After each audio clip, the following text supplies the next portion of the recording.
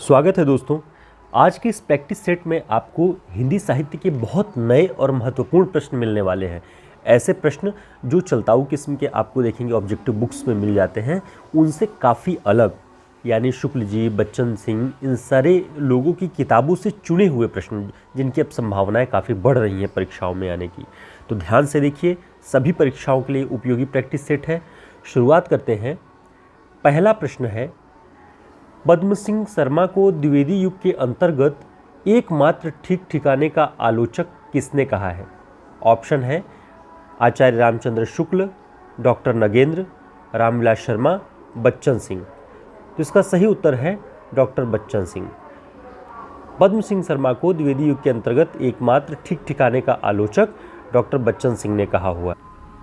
इसके अलावा देखें तो बच्चन सिंह जी ने लिखा है कि पद्म सिंह शर्मा द्विवेदी जी के पूरक थे। द्विवेदी जी माने महावीर प्रसाद द्विवेदी जी के। तो पद्म सिंह शर्मा महावीर प्रसाद द्विवेदी जी के पूरक थे। द्विवेदी जी काव्य के नैतिकतावादी कथ्य के समर्थक थे, तो पद्म सिंह शर्मा जी उसके कला पक्ष के। यहाँ से ध्यान रखना है आपको कि एक बड़ा कमेंट है महावीर प्रसाद द्विवेदी जी पर कि वे नैतिकतावादी कथ्य के समर्थक थे, लेकिन जो पद्म सिंह शर्मा जी थे वो काव्य और साहित्य के कला पक्ष के समर्थक थे। तो ये ध्यान रखना है। पद्म सिंह शर्मा ने बिहारी सतसई का तुलनात्मक अध्ययन, इस नाम से एक पुस्तक लिखी, और इसी पुस्तक के उत्तर में कृष्ण बिहारी मिश्र ने देव और बिहारी नाम से पुस्तक लिखी। तो ये दोनों पुस्तकें तुलनात्मक आलोचना के क्षेत्र में बहुत प्रसिद्ध हैं। आपको ध्यान रखना है कि कृष्ण बिहारी मिश्र ने देव और बिहारी नाम से पुस्तक लिखी, किसके उत्तर में? पद्म सिंह शर्मा के बिहारी सतसई की तुलनात्मक अध्ययन के उत्तर में ये पुस्तक लिखी। आप सभी जानते हैं कि पद्म सिंह शर्मा को तुलनात्मक आलोचना का जनक भी कहा जाता है। तो ये सारे पॉइंट्स आप ध्यान रखिएगा। हमने एक प्रश्न के बहाने कई प्रश्न आपको बताने का पूरा प्रयास अपने सारे वीडियोज़ में किया हुआ है, और उसी क्रम में आपको यहाँ पर भी ऐसा ही कुछ दिखाई देगा। दूसरा प्रश्न है, कला और कविता वस्तुनिष्ठ वैज्ञानिक पद्धति द्वारा नहीं समझी जा सकती, यह कथन किस लेखक का है? इसमें कहा जा रहा है कि कला और कविता को किसी वैज्ञानिक पद्धति द्वारा नहीं समझा जा सकता है। ऑप्शन है डॉक्टर बच्चन सिंह, डॉक्टर नगेंद्र, आचार्य रामचंद्र शुक्ल, रामविलास शर्मा। तो इसका जो सही उत्तर है वह है डॉक्टर बच्चन सिंह। बच्चन सिंह लिखते हैं कि कला के लिए, यानी काव्य कला या किसी भी अन्य रचनात्मकता के लिए वैज्ञानिक पद्धति विकसित कर देने से उसका सही मूल्यांकन, उसका सही निष्कर्ष निकालना संभव नहीं हो सकता है। इसलिए ऐसी पद्धतियों का इस्तेमाल नहीं करना चाहिए साहित्य और कलाओं पर। ठीक, इसे आप ध्यान रखिएगा। अगला प्रश्न है, पूरा छायावाद काल, जिसे मैं स्वच्छंदतावाद काल कहना चाहूँगा, विषय वस्तु और साहित्यिक विधा और भाषा की दृष्टि से इतना वैविध्यपूर्ण है कि आधुनिक काल में उसका जोड़ मिलना कठिन है। देखिए, बहुत महत्वपूर्ण ये पंक्ति है। यह कथन किसका है? आचार्य रामचंद्र शुक्ल, डॉक्टर नगेंद्र, रामविलास शर्मा, बच्चन सिंह। तो इसका सही उत्तर है बच्चन सिंह। बच्चन सिंह कहते हैं कि पूरे छायावाद काल को मैं स्वच्छंदतावाद काल कहना चाहूँगा। क्यों? विषय वस्तु, साहित्यिक विधा और भाषा की दृष्टि से जितना वैविध्य इस काल में दिखाई पड़ता है, विविधता दिखाई पड़ती है, उतना आधुनिक काल में किसी अन्य में नहीं दिखाई पड़ती है। तो इसे आपको ध्यान रखना होगा। अगला प्रश्न है, अंतर्विरोध तो उनकी प्रणाली में है, विषय वस्तु की निंदा और प्रगल्भ शैली की प्रशंसा। डॉक्टर बच्चन सिंह ने यह कथन किस आलोचक के विषय में कहा है? यह कहा है कि विषय वस्तु की निंदा करते हैं और प्रगल्भ शैली की प्रशंसा करते हैं।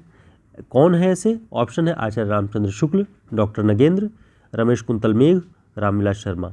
इसका सही उत्तर है आचार्य रामचंद्र शुक्ल। बच्चन सिंह ज़्यादातर जो भी अपनी टिप्पणियाँ लिखते हैं, वो सारी टिप्पणियाँ हिंदी साहित्य के दूसरा इतिहास पुस्तक के अंतर्गत वो आचार्य रामचंद्र शुक्ल जी को केंद्र में रख के, तो उन्होंने आचार्य शुक्ल जी की जो शैली है उस पर टिप्पणी की कि वो विषय वस्तुओं की निंदा करते हैं, और उन्हें प्रगल्भ जो शैली होती है काव्य की, वो उन्हें चमत्कारित करती है, वो उन्हें प्रभावित करती है। तो ये बच्चन सिंह ने लिखा है। अगला प्रश्न है, महावीर प्रसाद द्विवेदी उपयोगितावादी या नैतिकतावादी आलोचक हैं? यह मत किसके द्वारा प्रकट किया गया है? ऑप्शन है आचार्य रामचंद्र शुक्ल, डॉक्टर नगेंद्र, रामविलास शर्मा, बच्चन सिंह। तो इसका सही उत्तर है डॉक्टर बच्चन सिंह। बच्चन सिंह लिखते हैं कि महावीर प्रसाद द्विवेदी उपयोगितावादी या नैतिकतावादी आलोचक है। ठीक, अब इसके बारे में और देखते हैं कि द्विवेदी जी के बारे में उन्होंने और क्या कहा हुआ है।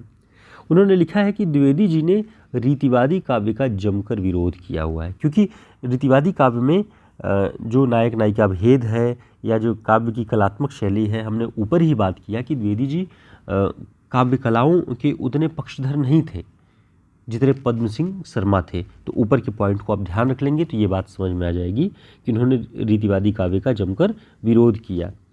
रीति काव्य की नायक नायिका भेद, जो नायिका भेद की प्रवृत्ति है, वो द्विवेदी जी ने उसे महान अनुपयोगी और महासत्यानाशी कहा है। बड़ी बात है, अच्छा पॉइंट है, आपको ध्यान रखना है कि रीति काव्य के जो नायिका भेद की प्रवृत्ति थी उसे महावीर प्रसाद द्विवेदी जी ने महाअनुपयोगी और महासत्यानाशी कहा है।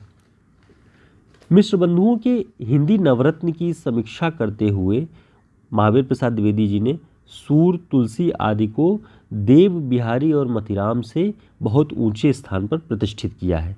अब ऐसा प्रश्न परीक्षाओं में बन सकता है कि तुलसी, सूर आदि को देव, बिहारी और मतिराम से ऊंचे दर्जे पर किसने स्थापित किया है?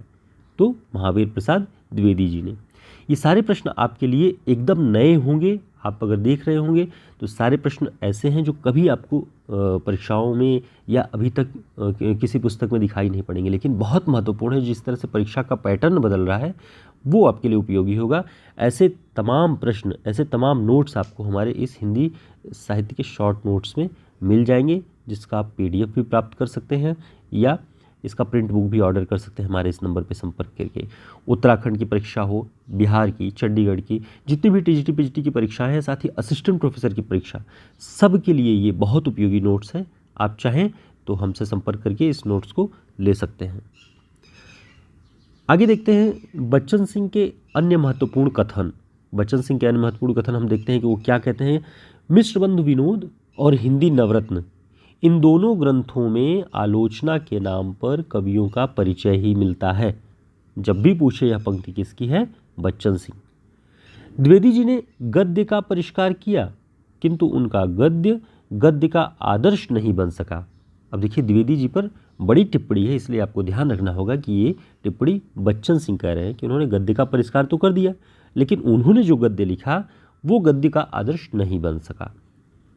आगे वे लिखते हैं, महावीर प्रसाद द्विवेदी और पद्म सिंह शर्मा ने आलोचना की जो जमीन तैयार की, उससे शुक्ल जी की पीढ़ी की प्रगतिशील परंपरा और शास्त्रीयता को बल मिला। यानी महावीर प्रसाद द्विवेदी और पद्म सिंह शर्मा ने आलोचना की एक नई जमीन तैयार की, जिस पर शुक्ल जी और उनके तमाम लोगों की जो परंपराएं हैं वो विकसित हुई। तो आपको ये सारे कथन ध्यान रखने चाहिए। हमने परीक्षाओं की दृष्टि से उपयोगी कथनों को आपके लिए इकट्ठा किया हुआ है। अगला पॉइंट है, बच्चन सिंह की पुस्तक हिंदी साहित्य का दूसरा इतिहास में भारतेंदु युग और द्विवेदी युग को नवजागरण युग नाम दिया गया है। अर्थात भारतेंदु युग और द्विवेदी युग, समूचे इन दोनों युगों को उन्होंने नवजागरण युग नाम दिया हुआ है। ठीक अलग से जैसा हम पढ़ते आए हैं कि भारतेंदु युग है, द्विवेदी युग है, इस तरह से उन्होंने नहीं लिखा है। उन्होंने लिखा है यह नवजागरण युग है। द्विवेदी युग के प्रमुख आलोचक कौन कौन रहे हैं ये भी जान लेना आवश्यक है। महावीर प्रसाद द्विवेदी, बद्रीनाथ भट्ट, पद्म सिंह शर्मा, मिश्र बंधु, कृष्ण बिहारी मिश्र, लाला भगवान दीन, ये सारे ऐसे आलोचक हैं जिन्होंने हिंदी आलोचना को नई जमीन प्रदान की। हिंदी में तुलनात्मक आलोचना का जो एक उद्भव हुआ, उन सब में इन सभी के विचारों के संघर्ष और इन सब की लेखनी का काफ़ी प्रभाव रहा है। इसी से हिंदी आलोचना विकसित होती है। तो उम्मीद है आपके लिए ये प्रैक्टिस सेट काफ़ी उपयोगी होगा, काफ़ी हेल्पफुल होगा और काफ़ी नया होगा। हमने कम समय में आपके लिए महत्वपूर्ण जानकारियाँ इकट्ठा की। आपको हमारा वीडियो पसंद आया हो तो लाइक ज़रूर करिएगा, सब्सक्राइब कर लीजिए अगर चैनल को आपने सब्सक्राइब नहीं किया है। और हमारे टेलीग्राम और व्हाट्सएप ग्रुप के लिंक आपको डिस्क्रिप्शन बॉक्स में मिल जाएंगे, उनसे हमारे ग्रुप को ज्वाइन कर लीजिए, जिससे आपको सही समय पे सही जानकारियाँ मिलती रहें और जो भी शॉर्ट नोट्स हैं वो बीच बीच में हम आपको प्रदान करते रहेंगे। धन्यवाद। फिर मिलते हैं एक नए वीडियो में। नमस्कार।